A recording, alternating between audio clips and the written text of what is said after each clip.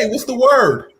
Final word, that is. I am your host, Brandon Scoop B. Robinson, and joining me live and direct is Bally sports analyst Craig Coshun and the voice of the Phoenix Suns, Kevin Ray.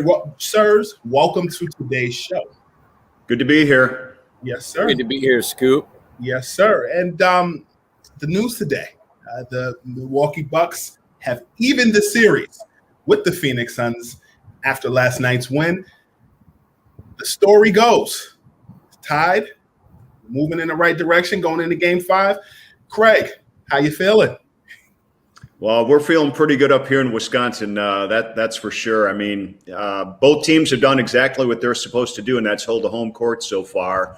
And, when you're down 0-2 and you're coming home, you use the juice of the crowd in Game 3. The Bucks did that. And then yesterday, withstood the Devin Booker run and got some big performances in clutch situations. And it was from our side, it was a really entertaining NBA game, and teams feeling good. I know fans are feeling pretty good, but there's still. I mean, now I look at it as a best of three.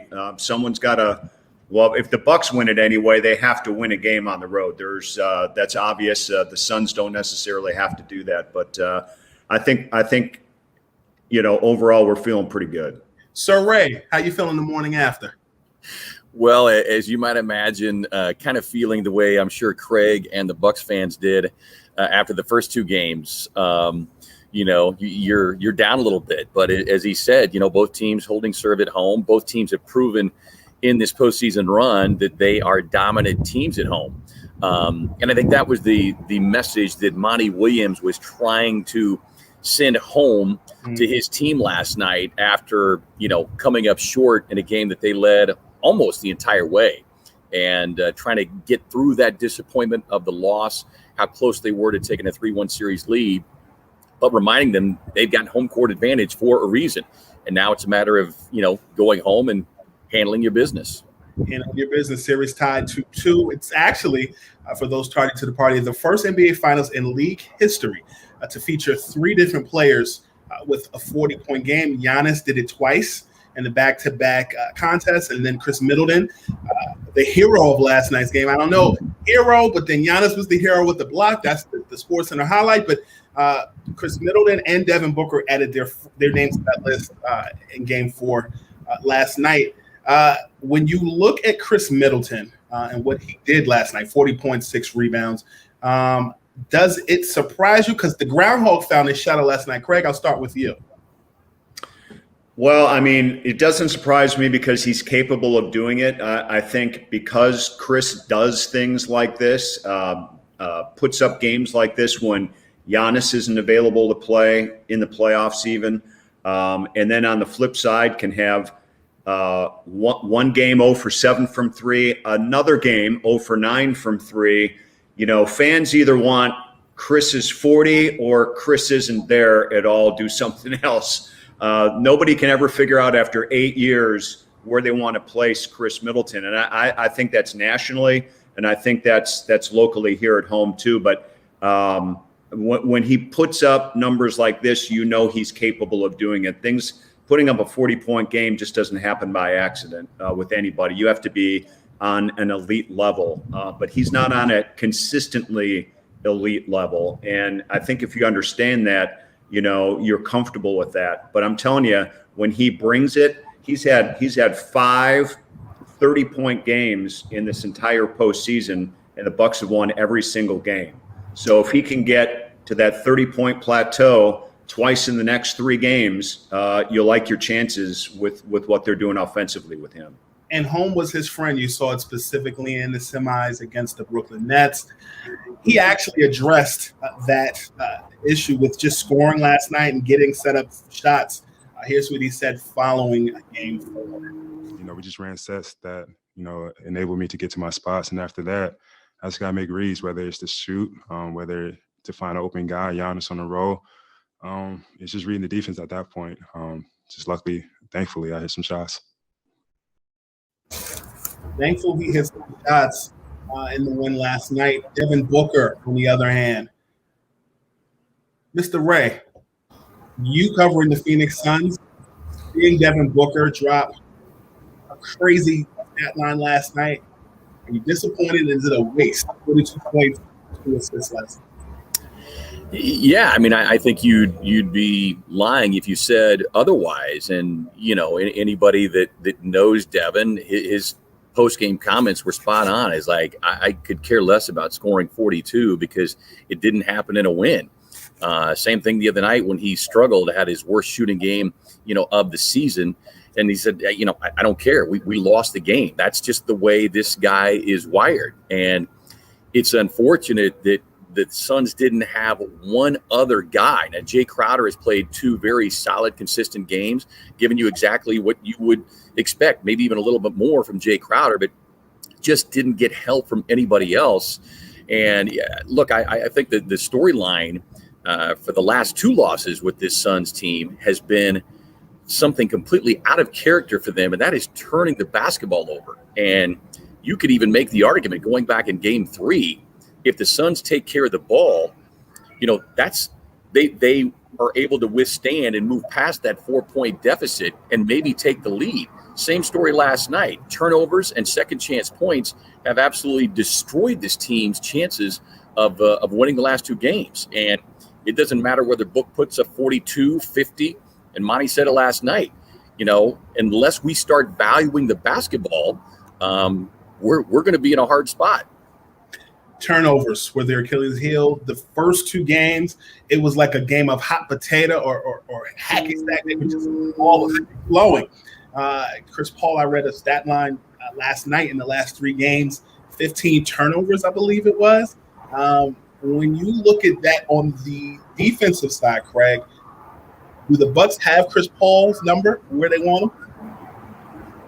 Well, I mean, that'd be a bold statement for me to agree to, because he's going to the Hall of Fame and he's been around for 16 years. But let's face it, he has not been in this setting before. As great as he is, everyone who says they ever played this game of basketball and went through the finals experienced something that like no other. So he's going through this for the first time. Doesn't matter what his age is right now. But I think the other bottom line is the Bucks have always been a high-level defensive team under Coach Bud. They score a lot of points, but they play some pretty good defense. And adding P.J. Tucker to the mix, down the stretch of the regular season was certainly a tremendous boost for this team. I'm not going to single him out all the way, but as much as energy provides offense, energy provides defense too. And collectively, these guys know what they're doing. And the Bucks at times have some great length. And Giannis is on Chris Paul a lot, enough maybe to disrupt him. I'm not sure, but it's been a force. I mean, they had Trae Young in the previous series, and his young legs move as quick as anybody, and he is hard to guard. To me, when we were going through that series against the Hawks, to me that was if you can get past the Hawks and you're going to face the Suns, you're facing an older version of Trae Young. And if you can keep up with Trae Young and keep him intact, I felt pretty good about what they could do against Chris Paul. Now I'm knocking on wood here right now and hoping something doesn't change, because he is too crafty. He's been around too long that you can't rule out what's going to happen in the next 3 games. That's for sure. Are you knocking on wood like Hacksaw Jim Duggan 2x4 wood, or is it like, a whole table you're banging on over there, Craig? I've got a whole wooden table because I'm not taking any chances. I see you. Now, Monty Williams actually addressed some of his concerns in last night's game, turnovers and more. Here's what he said following game 4. The turnovers just crushed us tonight. We shot 50% from the field, but they got 19 more possessions. And, over the course of the game, when you just give it up that many times, the turnovers and offensive rebounding was a bit of a hill for us to climb. But you're right, when you have that kind of a lead in the fourth, if we can just hold on to the ball and get good possessions, you feel like you can at least hold it there. And so, I got to look at the film and see Was it schematics or was it just, their defense? I'm not quite sure yet, but we certainly had a lot of self-inflicted stuff tonight. Kev, dígame, what does Chris Paul have to do? What does his team have to do? Well, I mean, pretty simple answer is, just take care of the basketball. And if you look at those 17 turnovers, and you could even go back the game before where they had 15 turnovers, I can take you back example by example. At least half of those are what I would characterize as unforced errors, just guys making bad decisions and taking nothing away from the Bucks defense, because they are a sturdy physical defense. But for example, the Jay Crowder inbound pass, trying to get it to DeAndre Ayton with Giannis defending him, that's a bad decision. You had your starting point guard closer, you could have made the pass there. The slip by Chris Paul late, which eventually the ball rolls loose out of his hands, turns into the easy lay-in for Milwaukee there. So to me, it's more about decision making than it is just how physical the Milwaukee defense has been. And I know there's already been a couple of stories out this morning, but I will tell you this, and Craig, I'm sure you guys are aware of it. Chris, injured his right hand, had a tendon injury. Don't know if it's a partial tear, full tear, whatever, but he did not look right last night, handling the basketball with either hand. And again, taking nothing away from Milwaukee's defense, but to me, that's the bigger question, because you were coming off of 2 full days of rest. So you should have looked more energized than you did in the previous 3 games. So to me, that's where the microscope is going to be focused on the next couple of days is Chris Paul really healthy? Because he did not look like an 11-time All-Star last night. Well, he did address those concerns, particularly with taking care of the basketball and just the Suns' loss last night. Here we go. It was me. I had 5 of them. You know what I mean? It was bad decision making. Timely, we down 2, and I try to cross over right there, slip, turn it over. I had some bad passes in the first half. You know what I mean? They got, a significant amount more shots than us. And so, for me, I got to take care of the ball. If we got 17 turnovers, we shoot the ball too well not to have those opportunities to score. I'm disappointed because in a press conference like that, and he's rocking a shirt with WNBA legends on there, you got to get a win looking fashionable, particularly because yesterday was the WNBA All-Star game. But when you look at the performance last night, 17 offensive rebounds to the Phoenix Suns' 5. That's an interesting disparity between both teams. And I'll add this: when you look at what the Bucks did last night in their win, I don't know about you, but I love a good block. Did you guys see that block last night? NBA Jam. I think there's a new version of a SPF sunblock coming out. It's going to be well beyond 100, I think, because that's going to be one for the annals for all of our lifetimes. And my kids went to the game yesterday. They can't stop talking about it. I mean, it was just a phenomenal play. It wasn't just a block. He knew what was going on. Giannis knew exactly what was going on, and instinctively used his athleticism and what he knows about the game to make that happen. It was beyond a thing of beauty. Listen, the internet streets were talking. And the thing that most people were making a comparison to, of course, was LeBron's block on Iguodala back in 2016. We have no ties to the Warriors or the Cavs here, I don't think. So I think we can kind of be objective journalists, starting with you, Mr. Ray. Which did you like better? Did you like Giannis's block last night, or were you more privy to LeBron on Iguodala back in 2016? Man, I would – that is such a tough call because they were both obviously incredibly impactful at different moments in the game. Call this a cop-out, but I would put it 1A, 1B because they were both remarkable. Maybe giving Giannis a slight edge simply because, as Craig noted, it wasn't just about the physical act of the defensive play. It was the fact that he was reading it He's seen the play before in this series, in previous series, so he's paying attention to the scouting report. He's watching the video, and to me, he might be one of the only player, maybe the only player, who could be in that position where he was free throw line extended, see it coming, react, get back, not only get the block guys, but get the block without fouling DeAndre Ayton. Now, DA didn't get a clean handle on the ball, but it was absolutely remarkable. And the fans will go back and forth about where they rate it, but that is one that will stand the test of time. Craig, what say you? Well, I think Kevin brings up some great points there. You know, the timing of it all, when it happened, you know, in each game.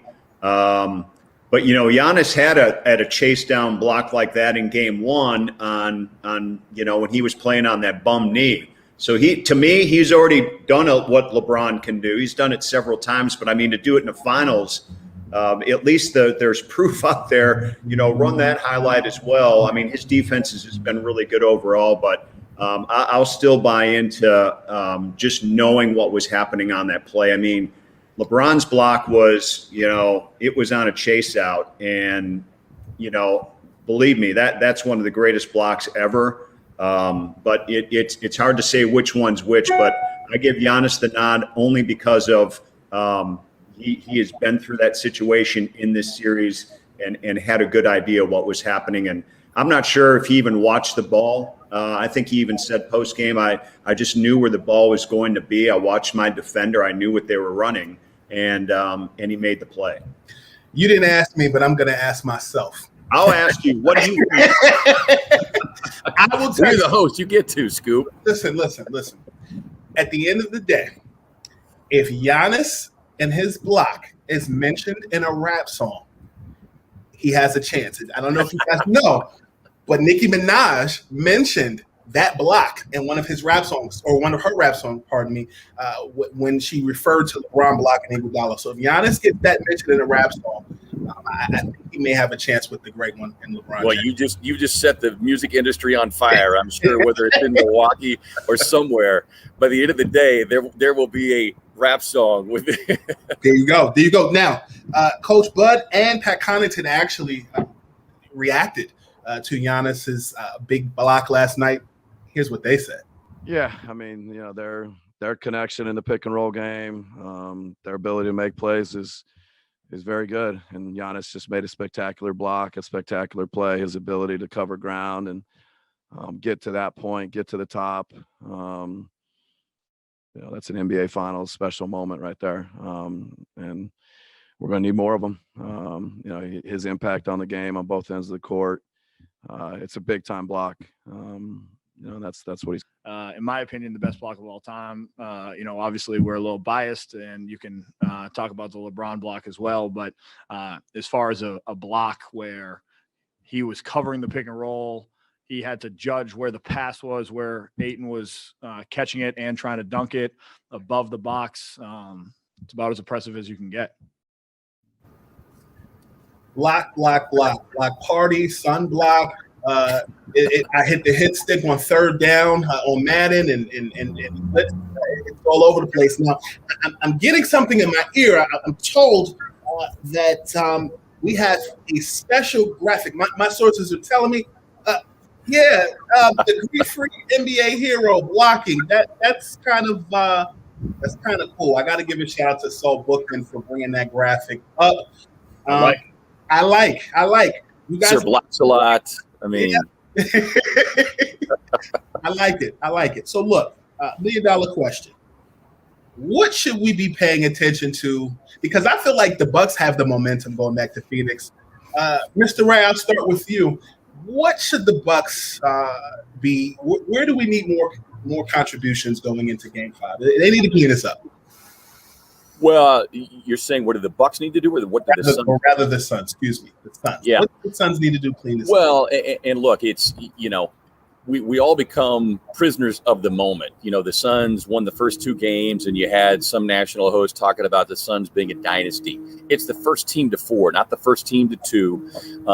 So I think that's the first thing you have to do is everybody kind of step back from the, you know, from the ledge, if you will. To me, it's the same thing now as it was coming into this series and really any playoff series. And it is the little details, because you've played one another enough now. You know the sets, you know all the plays.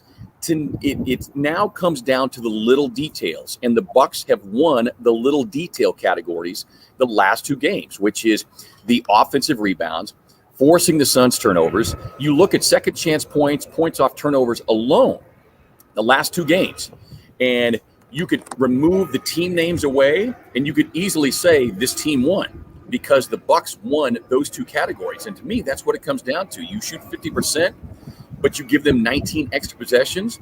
That's ball game. I don't care who you're playing, whether it's the Bucks or anybody. And that's where it starts and ends for the Suns. You've got to pay attention to the little details. My mom and my dad always told me when I would have an A average on a particular class, don't get comfortable, particularly when it's early in the semester. That A could turn into a B, could turn into a C, it could turn into an F if you're not careful. Mr. Coshun, I must ask this question. The Bucks have the momentum. The series is tied. What do the Bucks need to do to take it to another level? Not get comfortable by winning 2 straight? Well, it's interesting. You're brought up grades for me, of all people, if you knew my background. So I don't even know what an A looks like, let alone early semester, late semester. So no, I mean, when I think of, just this question and just going into the obvious, what needs to happen in game 5, game 6, in game 7, if it gets that far, whatever. I think right now, K-Ray brought up a good point. I mean, these teams know what they're running. They should know what to expect right now. It comes down to executing your game. And I think from the Bucks perspective, I honestly believe they're in a situation right now, maybe for the first time in their playoff history under Coach Bud, where they're in a spot in the middle of this series where they're actually thinking they're playing almost like a regular season game. I'm looking at how they have dominated in certain categories gradually and building into this one yesterday, even though it was a close finish. The second chance points, the points off turnovers, the fast break points, making up for the difference that they shot only 40% and gave up more than 50% and still won this game. Allowed a defender to get opposing member to get 42 points. They're playing their style of basketball right now. That's more what we're used to seeing in the regular season. And they're a dominant regular season team. They haven't been a dominant playoff team yet, but they're starting to move into that category a little bit. And I'm telling you, if they play the way they should be playing in game 5 and steal that one on the road, they have won games on the road in all these series and critical ones. Obviously, deciding one in game 7 in Brooklyn and again in game 6 in Atlanta. So I think they're in a really good position just in this playoff experience here in 2021, maybe a little bit better than the Suns are right now. Well, I'll tell you what, Craig, you're a scholar of the gentleman in my book. You get an A for effort and for math and for geography. So you're good with us today, right, Mr. Ray? Absolutely. Make sure you let his parents know. So, Yes, really. And I'll just say this finally, that, I'll take a little page from our friend Charles Barkley's big game quote, which is pressure burst pipes, pressure burst tires. The Suns are now in a pressure cooker. Not since the Lakers series, where they trailed 2-1, have they felt the squeeze. And to me, we're going to find out what this Suns team is made of. Are you going to be a diamond or are you going to be a pipe? And that's where it comes down to with the Phoenix Suns right now. We shall see. And with that, we're done. Make sure everyone who's checking out today's show checks the replay on all platforms, and make sure, most importantly, that you follow Bally Sports Network, national page, Twitter, Instagram, and what have you, as well as Bally Sports Wisconsin and Bally Sports Arizona. We'll catch you after Game 5 on Sunday. Craig, K-Ray, appreciate you joining us today. You got it. All right. Thank you, gentlemen. See you.